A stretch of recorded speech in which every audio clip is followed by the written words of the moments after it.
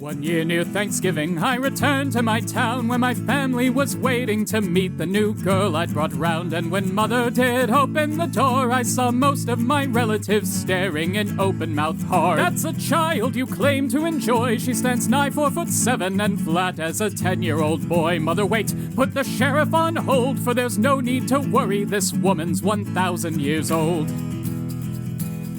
I presented my lover, said, isn't she cute? With her boisterous demeanor and wonderful stature minute. She's been living since centuries back, though you never would guess from the way that she acts. Though the form she prefers is a 10-year-old brat, she's a shape-changing demon or dragon or something like that. And our love is resplendent and hot, and the viewers enjoy that it's legal but looks like it's not. So, my dear mother, I hope you approve of the way that your child has chosen to get in the groove. And remember, I'm just 23, she's 1,000 years older, so if there's a victim, it's me.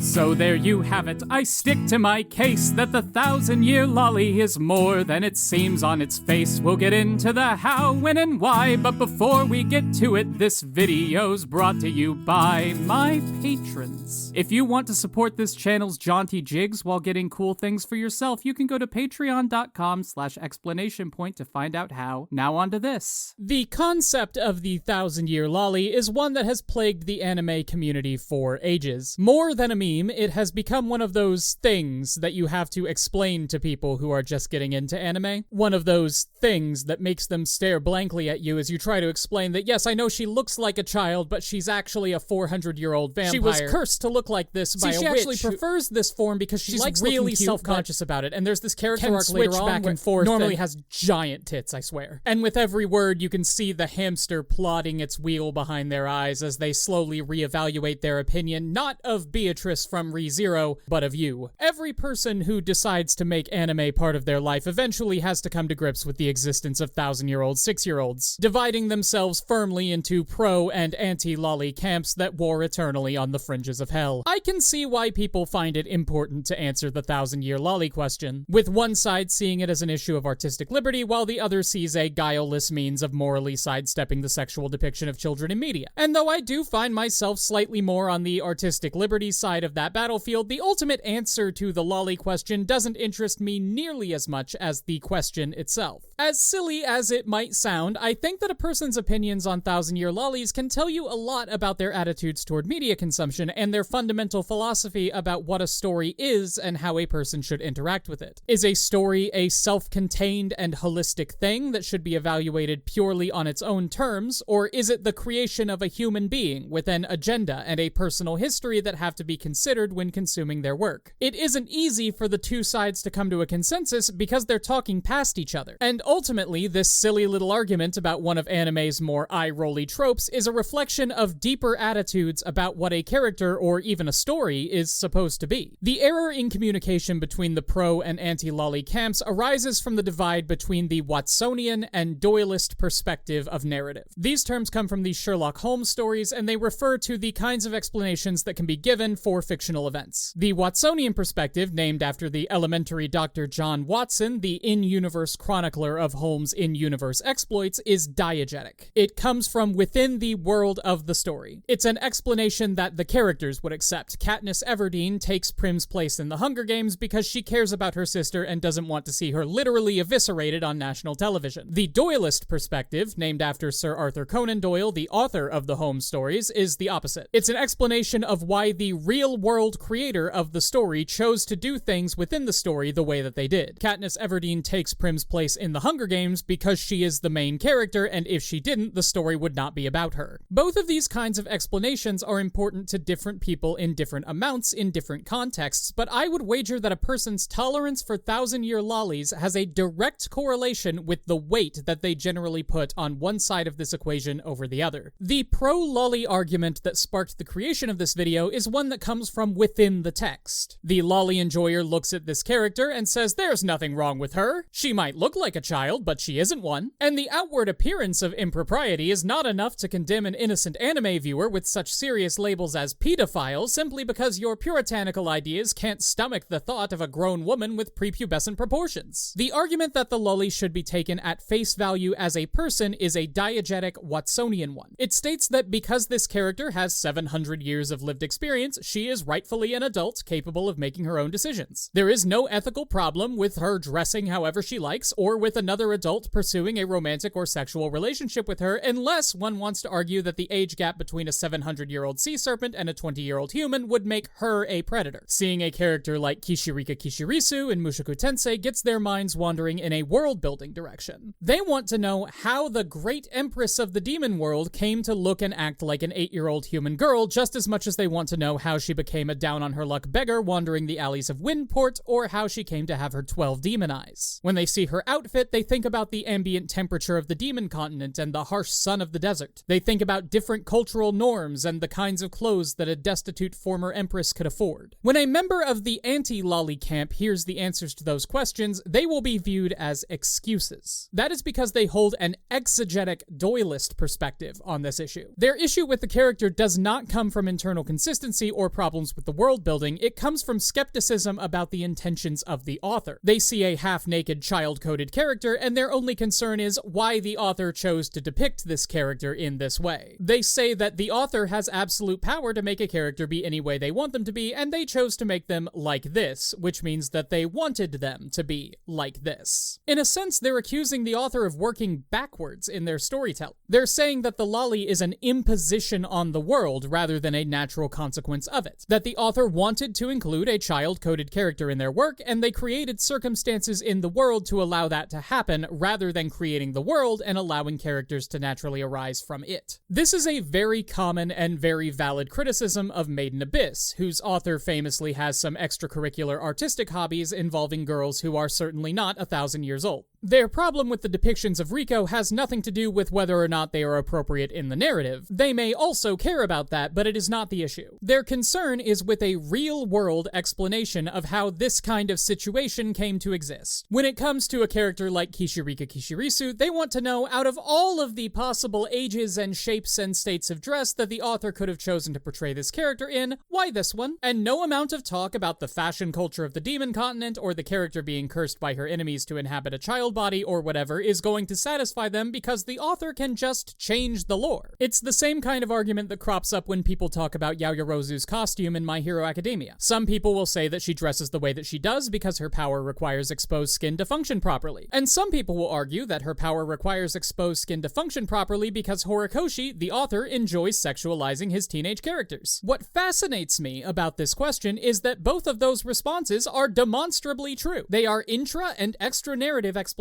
for the same part of the story, and which side of the argument you fall on reflects heavily on your philosophy toward how stories are supposed to be consumed. Do you see characters as simulacra of human beings, or do you see them as reflections of an author's worldview? Do you believe that an author's intentions matter when interpreting a work, or should it be taken purely on its own merits without considering what its creator wanted to do? Nobody is going to fall unilaterally on one side of that question or the other. In fact, it's totally possible to say that you believe Kishirika Kishirisu is a compelling character whose lolly attributes are perfectly justified in universe, and that Naganote, the author, is a godless freak who should have reconsidered his inclusion of a practically naked child in a light novel that includes naked children a little too frequently for it to be a coincidence, all I'm saying. I don't have a conclusion here. I just got a lot of comments on my Mushoku Tensei video from people saying that my argument meant that 1,000-year-old lollies were okay, and I got tired of responding, yeah, that's right, with no context and felt I needed to explain. And I thought that doing that explanation in the form of a short video would help to spark a few interesting discussions in the comments, God help me. If you want to download that song from the beginning of the video for free, or if you just want to join this lovely list of people in helping me make content to tickle your thinkers, you should go to patreon.com/explanationpoint, where you can get such perks as joining our Discord server, playing games at our weekly hangouts, joining our monthly anime club discussions, reading my notes and scripts, even ones that don't get made into videos, and knowing that you, personally, are responsible for stuff like this existing. A special thank you to today's lucky patron, Joe DeStefano. Joe, I need you to listen real quick. I rolled you on my random patron table and saw that your name was right next to a real-life friend of mine. I was sorely tempted to be nepotistic and give the spot to him, Joe, but no, you get your spotlight. So please know that your 6 years of dutiful support to this channel are worth more to me than my own corrupt instincts. It is literally the least I could do. Remember to like, comment, subscribe, etc. And until next time, this has been Explanation Point,